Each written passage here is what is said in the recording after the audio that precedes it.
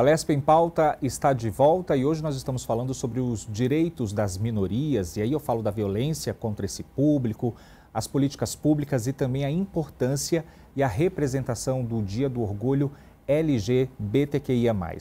Eu estou conversando com Flávia Albani, defensora pública, e também o psicólogo Marcos Antônio Duarte, que estão com a gente aqui de forma remota. Eu continuo conversando aqui com o Marcos e aí a gente fala, vamos voltar, né, Marcos, essa conversa lá do comecinho, literalmente. Quando o jovem ou a jovem, ela resolve assumir isso para a família, né, a sexualidade, o gênero, vem uma série de questões. A gente, vendo o depoimento de algumas mães, elas falam que elas têm o receio da mãe ali naquele momento é que o filho sofra perante ali a sociedade. E ela acaba não aceitando, não apoiando ali naquele momento por conta desse medo, né? Que o filho não consiga ali de uma certa forma se defender desses preconceitos, dessa discriminação. E aí a gente volta a falar dessa rede de apoio, desse momento que a família recebe aí essa informação. É importante que todo mundo seja cuidado, acolhido ali naquele momento. Isso faz uma diferença muito grande lá na frente para esse jovem, né, que acaba de se assumir ali para a família. Isso. É o que a gente fala sobre sair do armário, né? O velho jargão, sair do armário. E isso, claro, causa um impacto à sociedade e dentro da família, né? E é lícito esse receio dessa família, porque todos nós acompanhamos, através das mídias, casos assim, extremos de violência física, de violência psicológica, foi falado aqui logo no início, hoje, virtualmente, né? Que também isso demanda um olhar, a gente precisa se debruçar sobre isso, e cada vez mais isso mina, né, a autoestima dessa pessoa, a descredibilidade, a autocrença, né, seus valores precisam ser resgatados. E aí, volto a reforçar, sempre a família como base. Então, quando essa família começa a se reestruturar, o que a gente usa o termo na psicologia esse filho que eu criei como expectativa, como existência, cheio de projetos, né? Todo pai cria um filho inicialmente assim. Então, é preciso que essa pessoa desapareça, ou seja, essas minhas expectativas, tudo que eu almejei em relação a isso, para que esse filho novo, para que essa existência nova seja validada dentro dessa família. Ou seja, todas aquelas pessoas precisarão se reestruturar emocionalmente, afetivamente, né? Porque e quando é de gênero, essa criança se revela como uma disforia de gênero, é muito mais complexo ainda. Veja, você deixar de existir enquanto um sexo que foi atribuído ao seu nascimento e você se descobre com uma outra identidade. Então, é muito mais complexo, demanda de muito mais, vamos dizer assim, olhar, demanda e acolhimento, né? Para que essa pessoa sofra o menos possível, para que esse impacto tenha um resultado saudável na vida futura dessa pessoa. E quando se trata de criança e adolescente, muito mais. A gente vê os ataques, começa pelos pais, quando algumas famílias já demonstram um total apoio desde cedo, né? Isso é muito bom, mas, e aí vem o de fora, da própria família, e gera sofrimento. Então, é preciso, sim, que essa família procure essas associações de apoio, mães de crianças com esse problema, com essa questão da transição de gênero. Desculpa. E como também elas precisam se reestruturar, porque aí o acolhimento de um modo saudável e para todo o seio familiar. Doutora Flávia, com a sua experiência, né, com os seus diálogos, a senhora acredita que a ida até as delegacias, a realização de boletins de ocorrência, quando a gente linka tudo isso a crimes, aumentou principalmente aqui no estado de São Paulo? As pessoas estão buscando cada vez mais os seus direitos perante a justiça? Então, sim, né? E eu falo aqui com a minha experiência profissional e pessoal, porque eu sou uma mulher integrante desse grupo, sou uma mulher lésbica casada com outra mulher. Então, assim, é preciso que a gente incentive as vítimas a buscarem os seus direitos, né? A não se calarem. Muitas pessoas ainda se calam por medo de perder o emprego, medo do julgamento social, medo da revitimização, porque, como o colega falou, né, a gente precisa investir na capacitação dos profissionais também que vão atender essas vítimas nos diferentes espaços, na saúde, nas delegacias, no serviço da justiça. Então, muitas pessoas se calam por medo, não procuram os seus direitos. Então, essa educação, esse esclarecimento, essa é a melhora do serviço prestado pelas instituições que acolhem essas vítimas é fundamental para que as vítimas busquem ajuda, para que as vítimas denunciem. Se você foi vítima de LGBTfobia, procure uma orientação jurídica, procure um advogado, procure a Defensoria Pública. Nós já temos visto aí aumento, sim, de casos de denúncia, mas ainda precisamos de mais, porque, infelizmente, muitas dessas violências elas ainda ficam na subnotificação. Quer dizer, as autoridades elas nem tomam conhecimento que aquela violência aconteceu. E a vítima continua sofrendo, continua sendo violentada gravemente, ninguém sabe, né, do que está acontecendo, a sociedade não sabe, ela não pede ajuda por medo, por intimidação, uma série de medos, e a situação não se resolve, ela continua, aquela violência continua sendo perpetuada ali por muito tempo. Então, procure ajuda. Aumentou, porque hoje a gente já se fala mais disso, já se conscientiza, mas ainda há muitos casos de subnotificação. Nós ainda precisamos incentivar mais para que essas vítimas busquem ajuda, assim como, né, melhorar os serviços de atendimento a essas vítimas para que elas não sofram revitimização, se sintam encorajadas e acolhidas na rede de apoio. É aquilo que a senhora falou, né? A teoria é muito legal, é linda quando a gente fala de atendimento humanizado, de acolhimento, de empatia, mas que na prática ainda falta, né? Quando a gente leva isso, por exemplo, falando ali de violência contra a mulher, falta a delegacia especializada para receber essa mulher que é vítima, falta uma delegacia especializada para receber o LGBT que sofre discriminação no meio da rua, que sofre violência. Ainda falta, sim, esse acolhimento. É preciso que tenha essa rede também de apoio por parte ali das autoridades também. Por exemplo, a Assembleia Legislativa é uma casa que discute muito sobre essa questão, mas a senhora acredita que precisa cada vez mais de trabalho conjunto ali de outras entidades também para que se discuta cada vez mais sobre esse assunto? Com certeza. Esse acolhimento, né? A LGBTfobia, gente, é uma violência estrutural, assim como o racismo, capacitismo, machismo. E como é que você combate uma violência estrutural?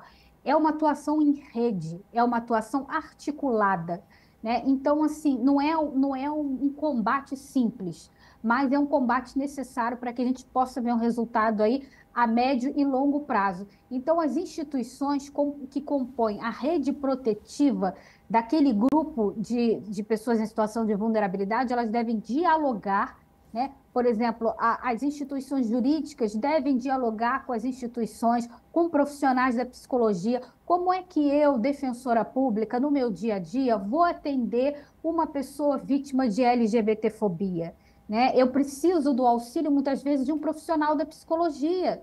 Então, eu preciso dialogar, não tem como. Eu preciso fazer um encaminhamento, muitas vezes, daquela pessoa para um serviço de saúde pública. né? Então, eu preciso dialogar com as redes de saúde, com as redes que prestam atendimento de saúde. Então, cada instituição tem que se preocupar em capacitar os seus profissionais para que esses profissionais não causem uma revitimização dessas pessoas, né? Para que a minha abordagem como defensora pública e a abordagem de tantos outros profissionais não cause uma revitimização. E também dialogar com outras instituições, montar um fluxo, uma rotina. Essa pessoa, a partir do momento em que ela entra na rede de proteção, porque foi vítima de uma violência, porque está correndo o risco de ser vítima, para onde ela vai ser encaminhada? Então, sem esse diálogo das instituições, sem essa articulação conjunta, né, fica muito difícil a gente combater essa violência estrutural. Marcos, antigamente não tinha o bullying, né? Eram piadas ali, principalmente no ambiente escolar, mas não tinha essa caracterização de bullying. Hoje a gente está vivendo uma geração aí totalmente digital, as crianças praticamente nascem já com o telefone na palma da mão, conectadas à tela. Tem que ter uma atenção diferenciada para tudo isso?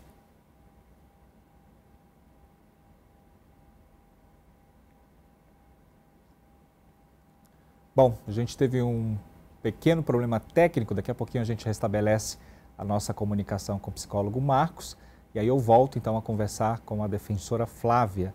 E com a sua experiência, eu até passo essa pergunta para a senhora, né? A gente observa essa geração que está com o telefone na palma da mão, onde as informações, né, as notícias estão cada vez mais rápidas, né? Como que a gente lida com isso quando a gente fala sobre esse assunto, né, doutora? Então, a internet, né, eu costumo brincar usando jargão popular, que ela é uma faca de dois gumes. Ao mesmo tempo em que ela vem para somar, para trazer informação, e ela, sem dúvida, ajuda no esclarecimento de informações, simultaneamente, muitas vezes a gente vê na internet a ocorrência do cyberbullying, que é aquele bullying que ocorre através dos canais virtuais, discursos de ódio contra populações, contra minorias, contra grupos vulneráveis sendo praticados na internet, né? A LGBTfobia acontece muito, esses discursos de ódio, de perseguição a essas pessoas, infelizmente acontece muito. Então, qual é o caminho? A educação, o bom uso da internet, né? Até porque, gente, a internet não é terra sem lei, né? Existe regulamentação para que a gente possa usar a internet de maneira legal, legal que eu falo juridicamente falando, né? E de maneira saudável para todo mundo. A internet não é terra sem lei. Então, a gente precisa também ter cuidado com o que a gente coloca na internet, né? Há crimes que podem ser cometidos de maneira virtual, como, por exemplo, o cyberbullying. Então, e dentre outros crimes também previstos na legislação brasileira. E a própria LGBTfobia também pode ser cometida através dos canais virtuais. Então, qual é a questão? A educação, né? A educação das nossas crianças, dos nossos adolescentes, né? A orientação dos responsáveis legais, os pais, familiares, responsáveis legais, a orientação da escola para que seja feito um bom uso da internet. O psicólogo está ok? Se ele estiver ok, a gente coloca ele ainda não? Então a gente continua então ainda de forma remota com a defensora, e é bem isso que a senhora disse, né? Muita gente confunde essa questão aí da internet, acha que não é crime destilar ali o ódio, e aí é preciso que tenha muito cuidado, né? E que também as vítimas denunciem esse tipo de crime. Exatamente. Nós já estamos tendo aí cada vez mais pelo Brasil inteiro delegacias especializadas em crimes virtuais, né? Que são esses que ocorrem através dos canais virtuais, em redes sociais, por e-mail, salas de bate-papo, aplicativos de mensagem, enfim. Então, é preciso que as vítimas se socorram, né, de um auxílio policial, de uma orientação jurídica, para que a gente não transforme a internet em terra sem lei, tá?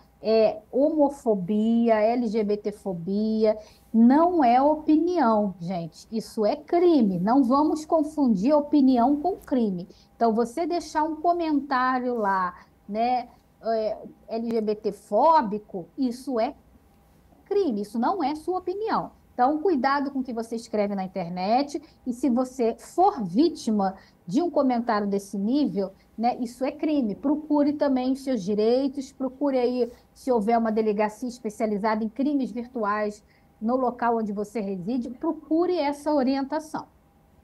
Agora a senhora, como uma mulher lésbica, né, uma defensora pública, dividiu aqui conosco, eu te agradeço, obviamente, até porque outras mulheres né, veem você ali como uma inspiração.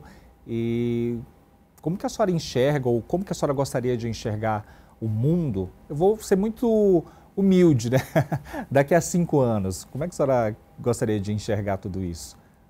Olha, eu gostaria que a gente avançasse mais nessa pauta, em tantas outras pautas aí relacionadas com exclusão social de grupos em situação de vulnerabilidade, né? Eu tenho consciência que, assim, eu já sofri, né, LGBTfobia, mas eu tenho consciência que essa LGBTfobia, ela chega até mim de uma forma diferente por conta de outras características minhas do meio social onde eu estou, que me blindam um pouco. O fato de eu ser defensora pública, trabalhar numa instituição tão importante aqui no Brasil, né, que luta pela inclusão social de grupos vulneráveis, eu não corro o risco, por exemplo, de perder o meu emprego por ser uma mulher lésbica. Então, eu tenho esse privilégio, eu sou uma mulher branca, né? Então, eu tenho esses privilégios que me blindam ainda de sofrer essa violência, ainda mais de uma forma mais cruel, mais violenta. Eu tenho consciência que outras mulheres como eu, elas sofrem essa violência, essa LGBTfobia, de uma forma mais cruel e mais violenta, né? Muitas vezes tendo que se esconder, por exemplo, para não perder o emprego, né? Tendo que fingir uma coisa que não é, não podendo assumir o seu relacionamento de forma pública para não perder o emprego. Então, o que eu quero é que a gente dê passos, né?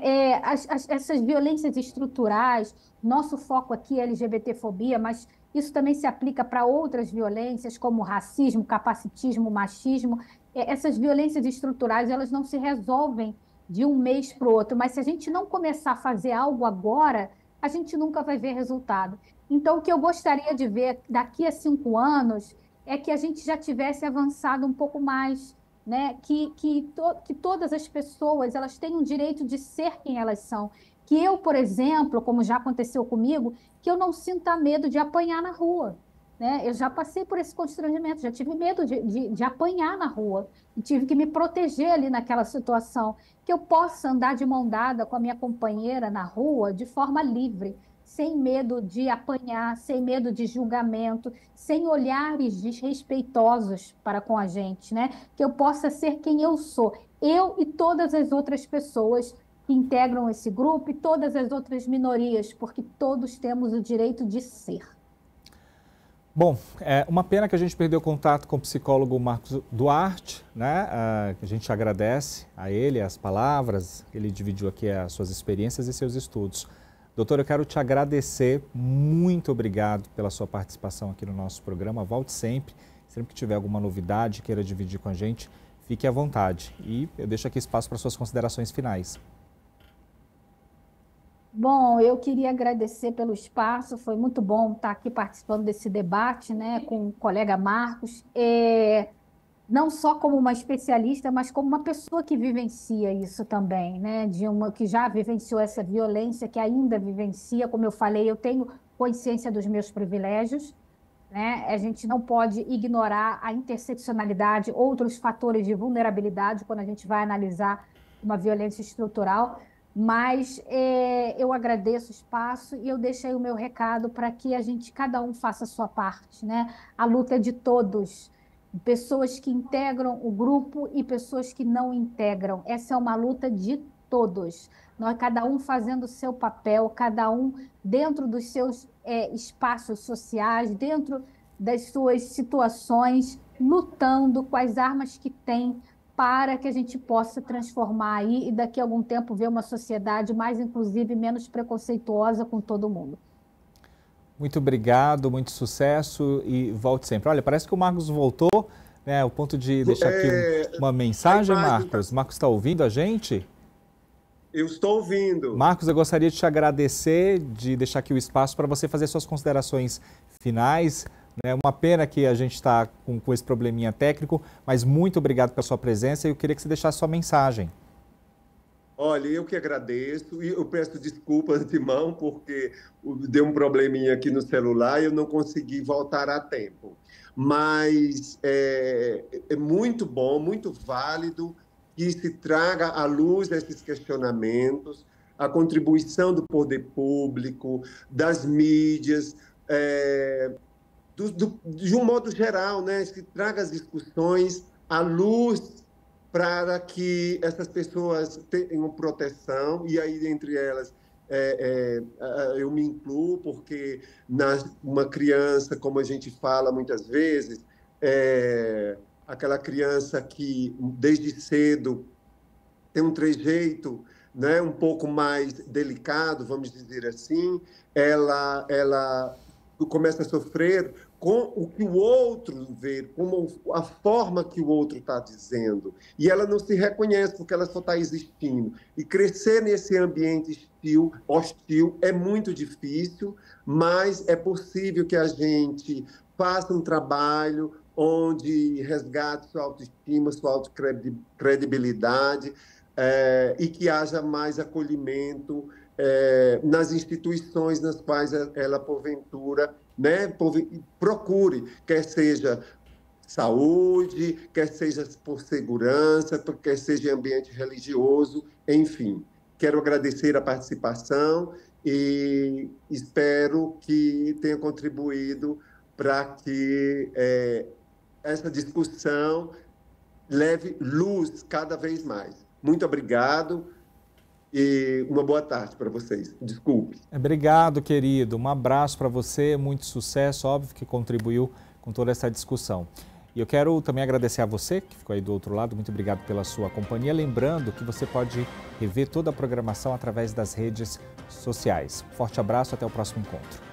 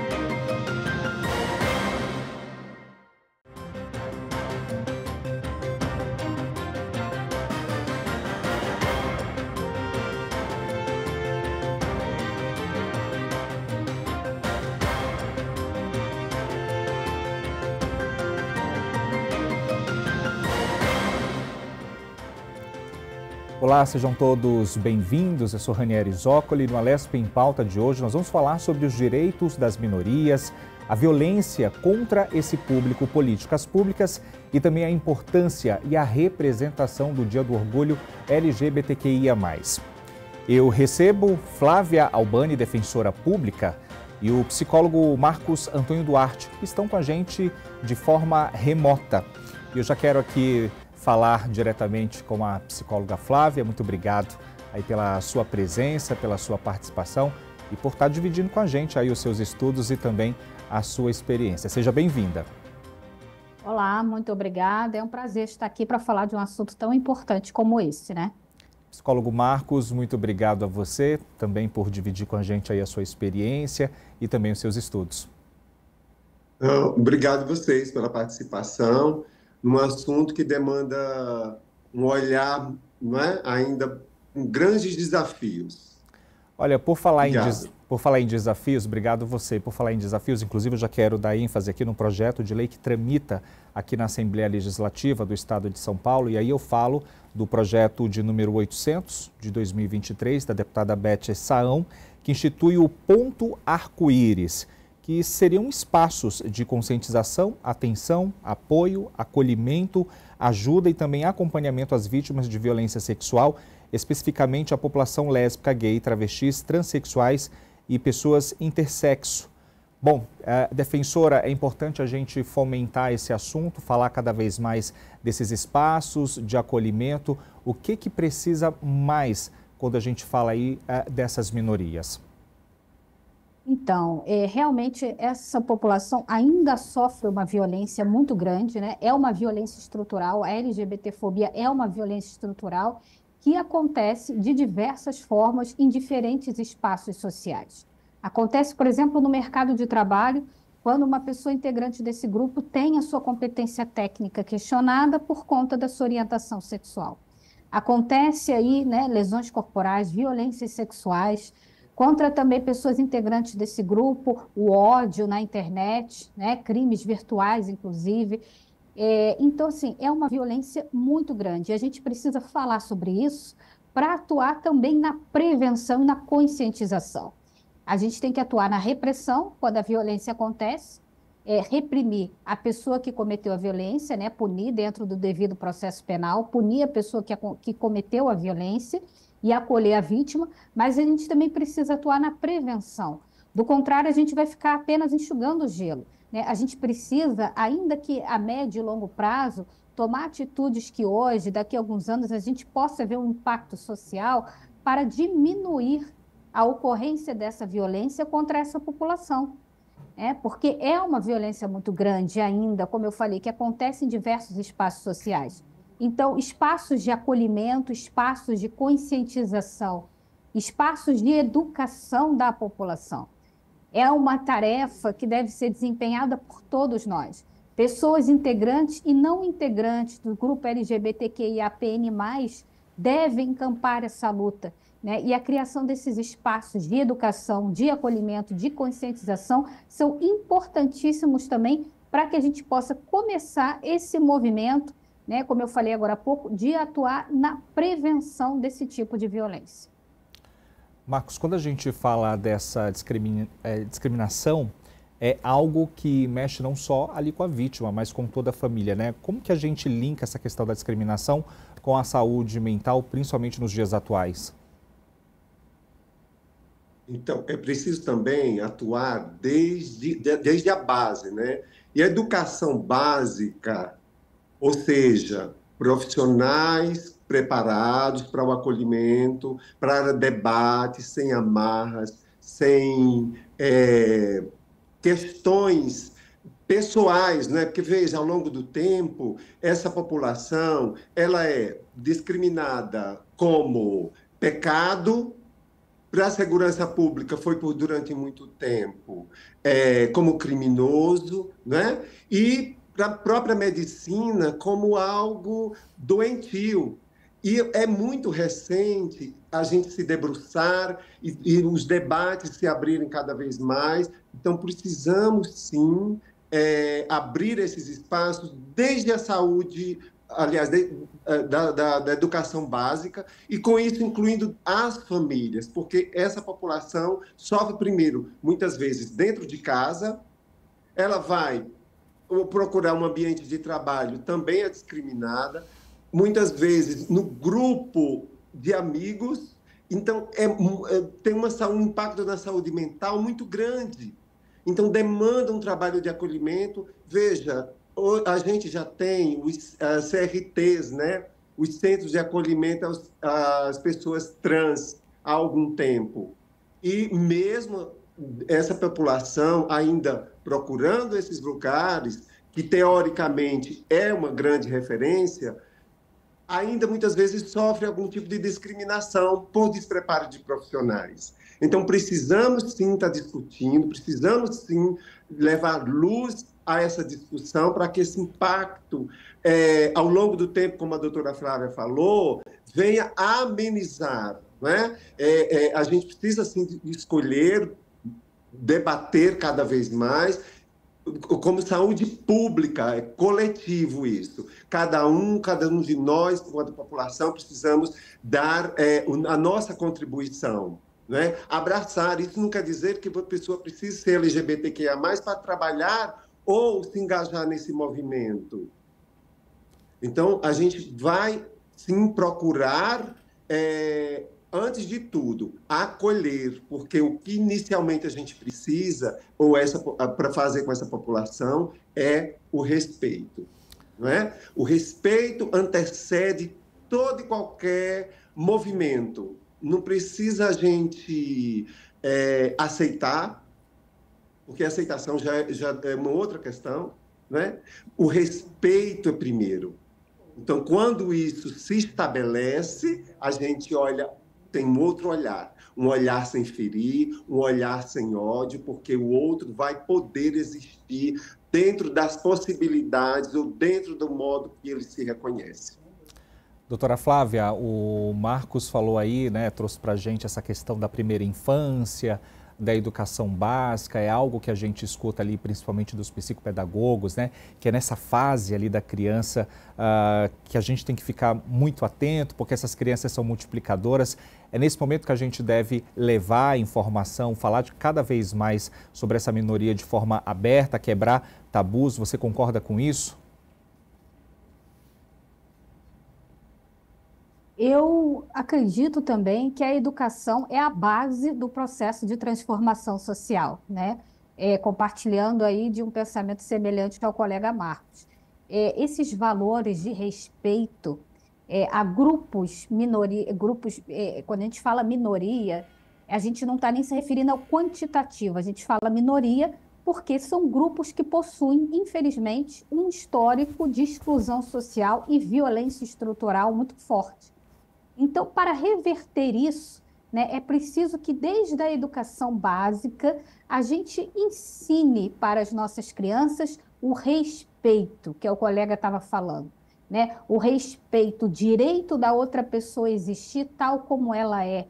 Então, o nosso foco hoje aqui é na questão da LGBTfobia, mas esse mesmo raciocínio se aplica também para a questão do racismo, para a questão do machismo, para a questão do capacitismo, para a questão do respeito aos povos originários, né? Ensinar as nossas crianças a respeitar a diversidade, né? A diversidade que existe no nosso país, a diversidade que existe na nossa sociedade.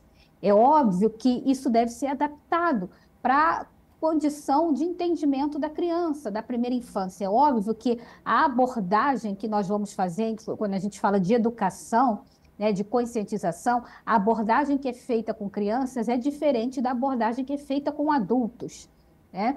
Mas dentro da linguagem da criança, dentro do universo da criança, daquilo que ela tem condições de entender, a gente precisa falar do respeito à diversidade, para que tenhamos adultos conscientes, para que tenhamos adultos que saibam respeitar quem pensa diferente, que saibam respeitar a diversidade. A gente precisa começar a investir na educação das nossas crianças.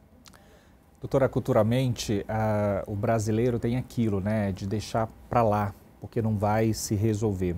Se eu sou alguém que faço parte desse grupo minoritário, né, se eu sofro uma discriminação, seja ela qual for, como é que eu faço para ter orientação? Qual que é o primeiro passo? Como que funciona na prática aqui no nosso país? O que a gente deve fazer? Então, essa é uma situação muito grave, né? A discriminação, como eu falei, ela acontece em diferentes ambientes sociais, no mercado de trabalho, na sociedade, no momento de lazer, por exemplo, né? Dentro da família. Então, o primeiro passo é você buscar uma orientação jurídica. Se você tiver condições de custear os serviços de um advogado especializado, procure um advogado. Se você não tiver condições de custear ou tiver numa situação de vulnerabilidade e não conseguir acesso a um advogado, então procure a Defensoria Pública da localidade onde você reside, para que você possa ter essa orientação jurídica, porque sabemos que a LGBTfobia hoje é crime, né? Desde 2019, de acordo aí com a decisão do Supremo Tribunal Federal, que equiparou a LGBTfobia ao crime de racismo, né? A pessoa que comete essa discriminação, ela pode estar cometendo um crime, e um crime que é inafiançável e imprescritível, ou seja, não admite aí a incidência da prescrição e nem admite o pagamento de fiança. Então, a vítima ela deve procurar orientação jurídica, seja de um advogado, seja da Defensoria Pública, tá?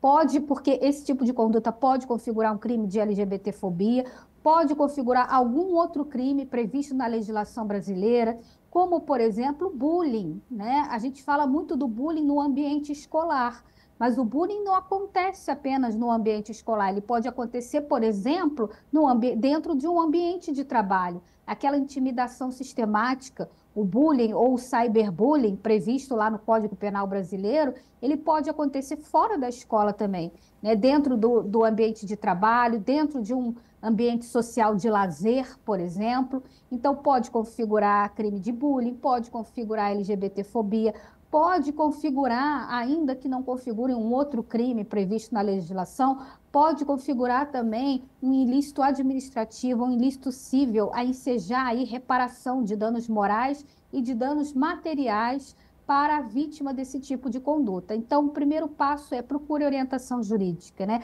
Procure os órgãos da localidade onde você reside que possam te dar esse acolhimento e procure orientação jurídica para saber o que pode ser feito.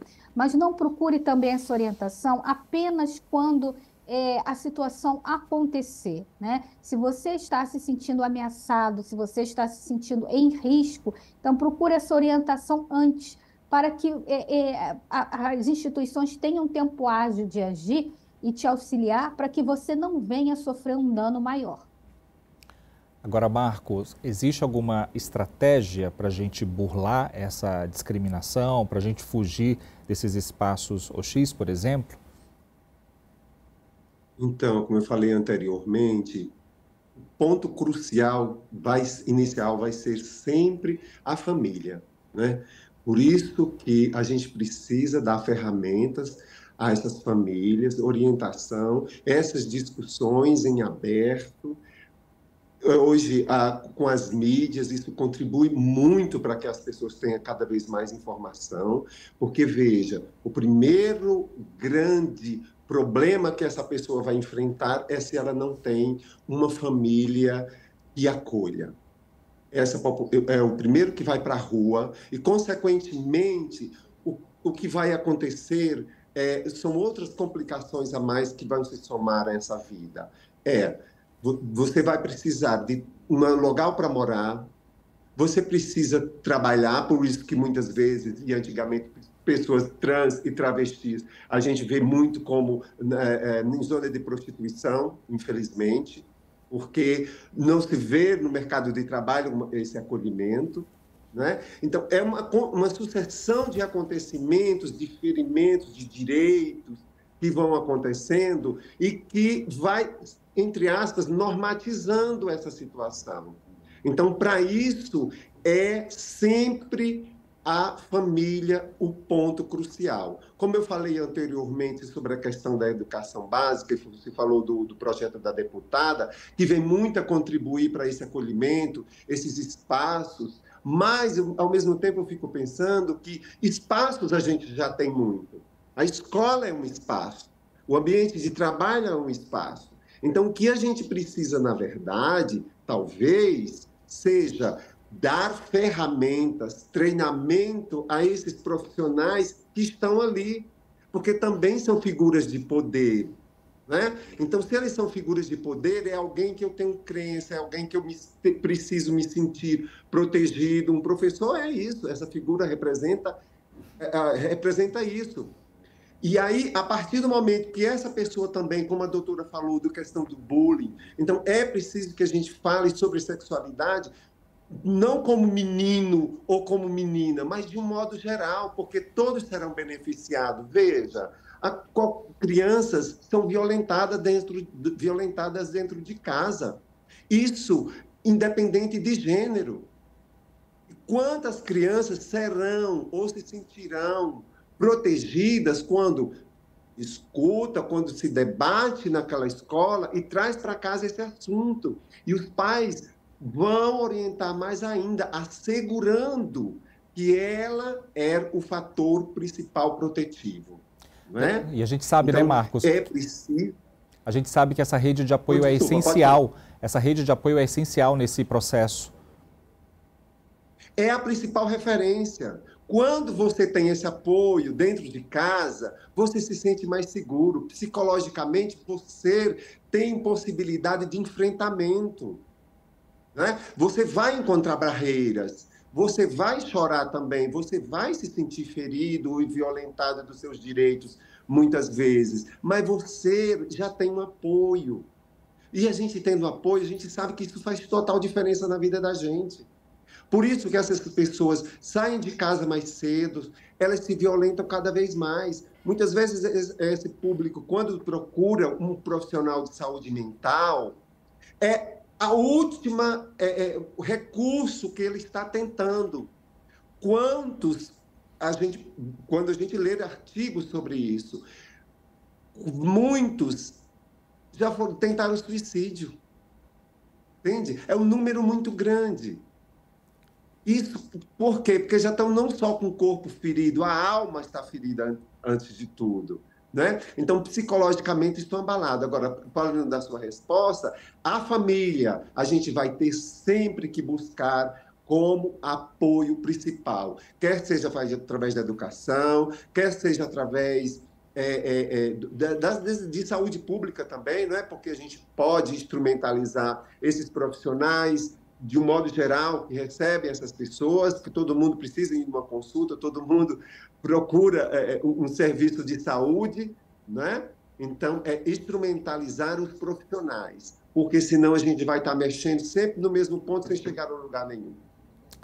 Doutora Flávia, para quem deseja, e fala-se muito sobre isso ultimamente, para quem deseja mudar o nome, o gênero em um documento oficial, quais são os passos?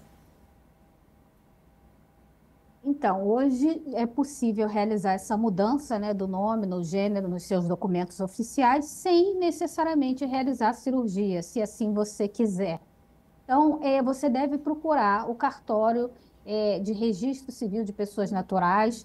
Se você tiver condições, tiver acesso ao cartório onde foi registrado o seu nascimento, melhor. Se você não tiver acesso, mora numa outra localidade, você pode estar procurando qualquer cartório de registro civil de pessoa natural, né, que esse cartório vai fazer um encaminhamento para o cartório onde você nasceu.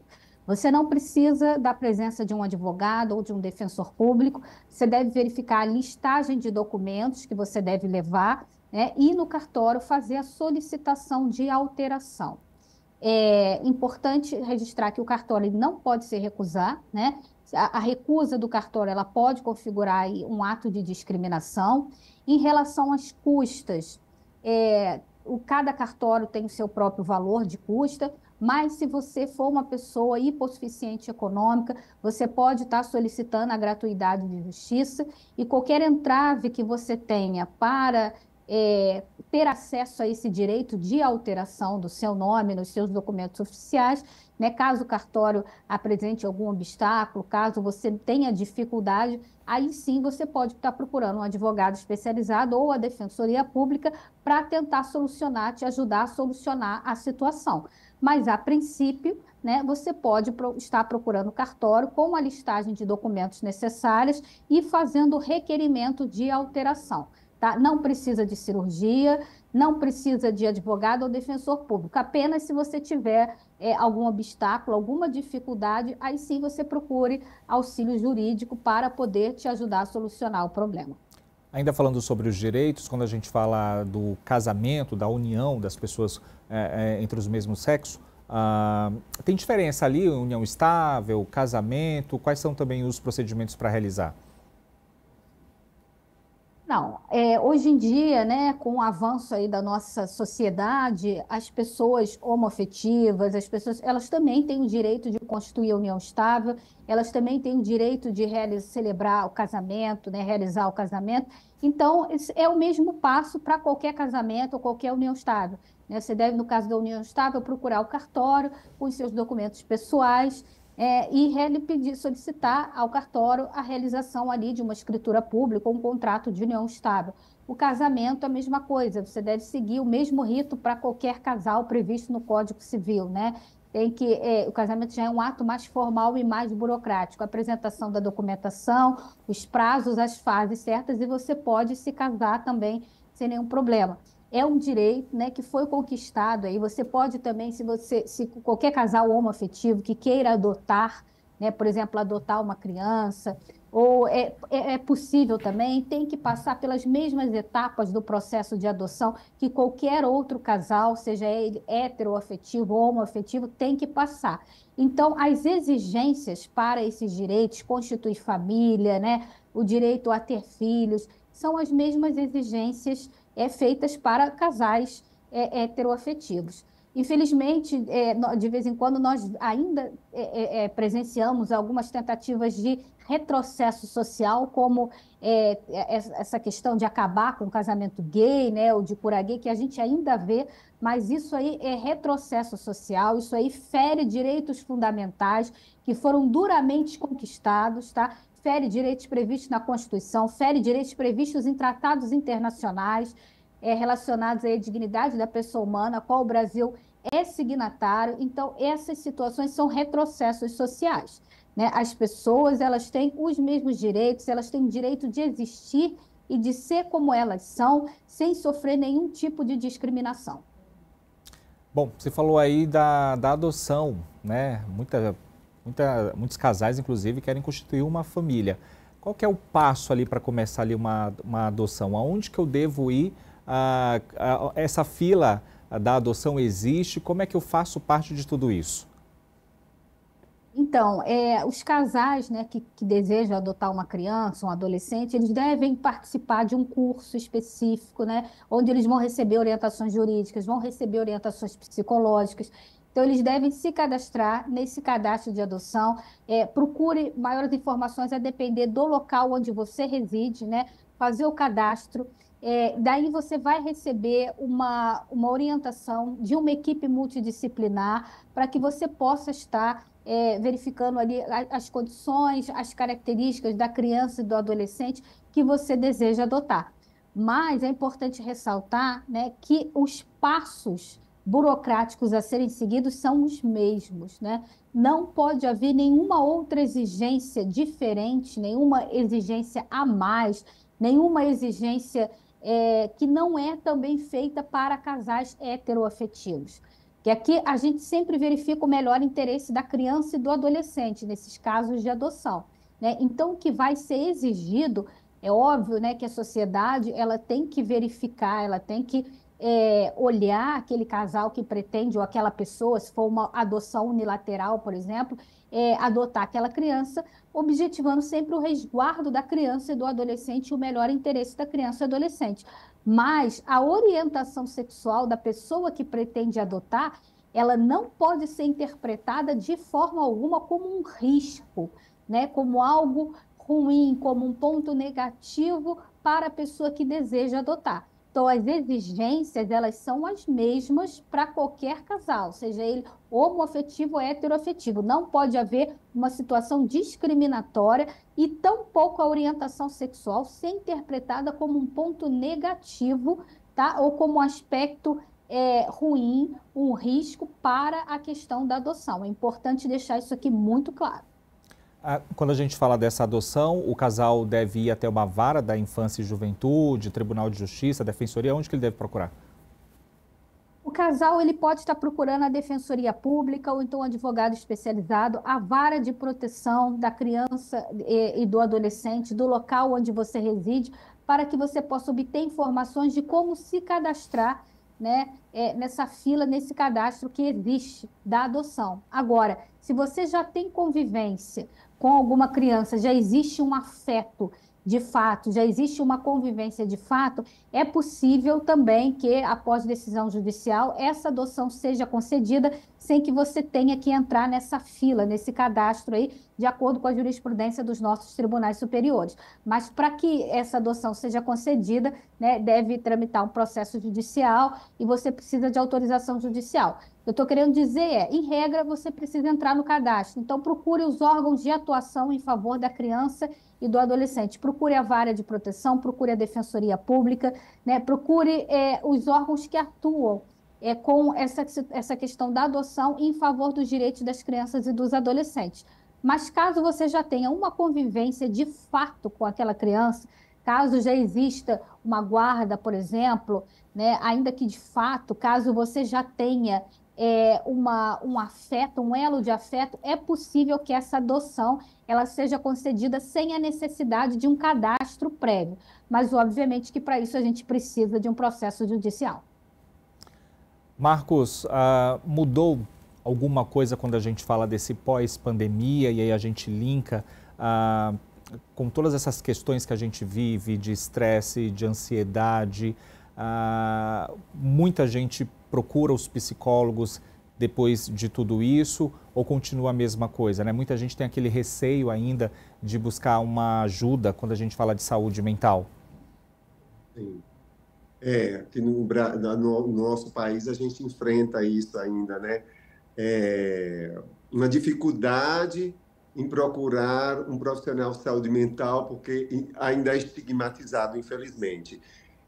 Agravou muito, não é? E a procura, a demanda também aumentou, porque o isolamento nos deixou, não é, um pouco mais se sentindo, vamos dizer assim, em solidão, ou algumas pessoas em situação de abandono e total vulnerabilidade. Então, mudou sim o quadro, muitos quadros se agravam, né, de depressão, infelizmente, não queria tocar nisso, mas o suicídio, né?